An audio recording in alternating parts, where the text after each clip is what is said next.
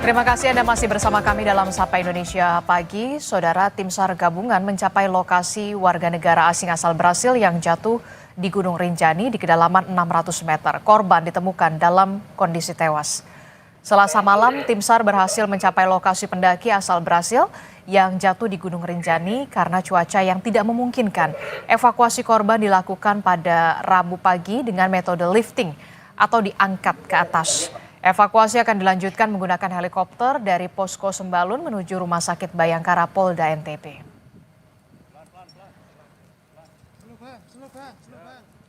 Saat ini, saudara, kita sudah bersama dengan Kepala Balai Taman Nasional Gunung Rinjani.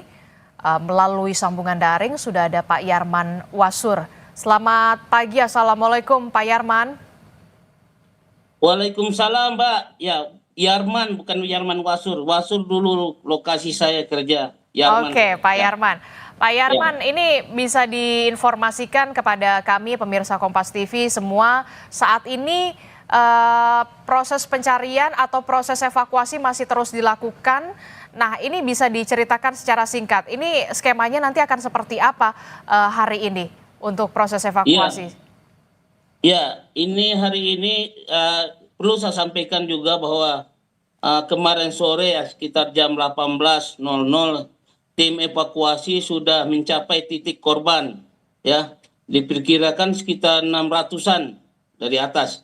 Nah, sekitar 4 orang tim dan 3 orang di atas angkor 2, ya. Dan pagi ini sudah bergabung dan sedang melakukan pengangkatan terhadap korban itu sendiri, ya. Mudah-mudahan hari ini cuaca cerah, ya, bisa maksimal teman-teman di lapangan melakukan evakuasi. Begitu, Mbak. Oke, sejauh ini kan sudah hari kelima ya kalau tidak salah Pak Yarman ya.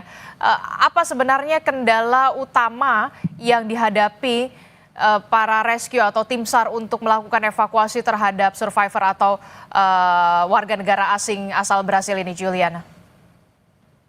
Oke, makasih, Mbak. Kita tahu bahwa mungkin teman-teman pendaki sudah yang pernah mendaki di Gunung Rinjani sangat ekstrim. Topografinya sangat curam atau ekstrim, dan cuacanya ini setiap saat berubah-ubah, Mbak. Ini yang menghambat terjadinya kegiatan evakuasi, ya. Oke. Kok gambar nggak muncul? Ya, itu yang menghambat kegiatan, tidak maksimal teman-teman di lapangan melakukan kegiatan evakuasi. Jadi memang itulah kira-kira menjadi itu, Mbak. Oke, jadi memang kendala cuaca ekstrim yang sering kali berubah-ubah di puncak ini yang kemudian menjadi kendala dari proses evakuasi yang dilakukan oleh tim SAR atau rescue untuk mengevakuasi korban Juliana. Pak Yarman bisa diceritakan Pak sebenarnya kronologi Juliana dan juga beberapa rombongan ini untuk sebelumnya mendaki ke Gunung Rinjani ini, apakah kemudian memang sudah melalui prosedur-prosedur yang memang sudah harus dilakukan oleh seorang pendaki untuk sebelum mendaki Gunung Rinjani ini, atau seperti apa Pak, bisa diceritakan? Iya, sebenarnya korban ini sudah melalui prosedur yang sesuai dengan SOP yang telah kita tetapkan.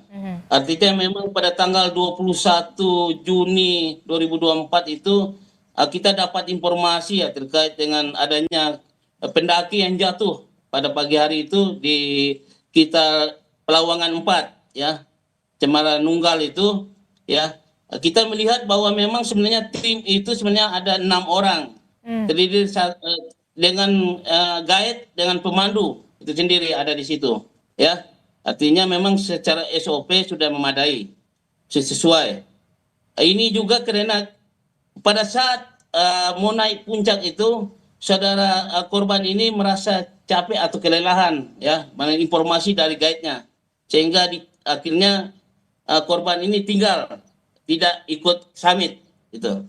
5 orang teman ini ikut summit. Setelah turun dari summit ini, ternyata korban ini tidak lagi berada di tempat, di lokasi awal ini. Ternyata setelah ditelusuri, ternyata sudah di jurang, sudah jatuh ke bawah, Mbak. Oke, Ya. kalau dari Artinya secara ini beliau mempunyai tiket apa segala secara resmi sudah dikeluarkan oleh Taman Nasional Gunung Rinjani.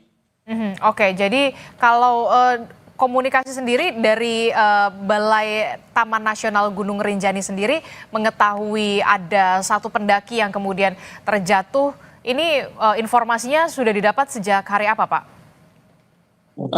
Tanggal 21 Mbak pagi ya, Oke. sekitar jam 7 ya, jam 7 pagi kita dapat informasi dari guide yang membawa korban ini ya.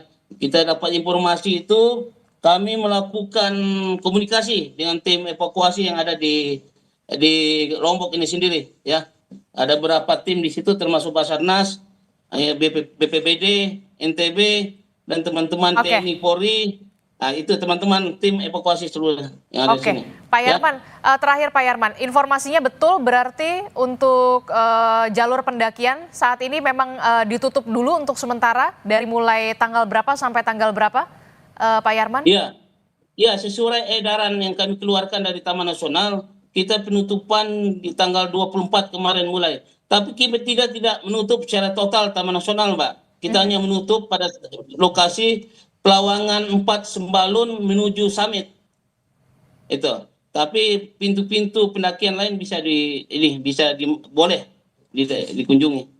Oke, itu artinya hanya penutupan sementara mulai dari pos Pelawangan 4 sampai ke Summit itu ditutup, tapi sebelumnya itu masih dibuka ya jalur pendakiannya ya Pak ya. Terima kasih. Ya, jalur pendakian masih bisa, pendaki masih bisa menikmati tempat-tempat seperti danau, Pak, tempat-tempat lain gitu, Pak.